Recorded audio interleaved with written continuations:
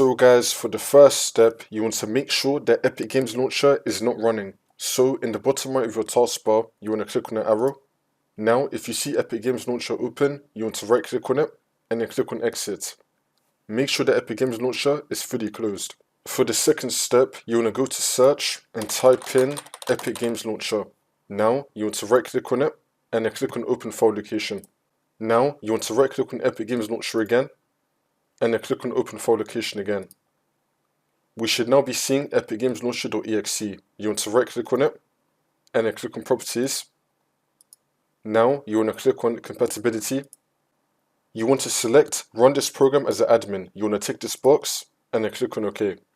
For the next step, you want to go to search and type in troubleshoot settings. Click on it. And now once you're on this, you want to click on other troubleshooters. And now you want to find program compatibility troubleshooter. Click on run. And now once this comes up, you want to click on yes. Now you want to find Epic Games Launcher. Click on that. And then click on none of the above. You want to select yes to apply the recommended settings. And now once that's been done, hopefully this will not fix your problem. If that's still not working, then for the second method, you want to go to search and type in add remove programs. Click on it.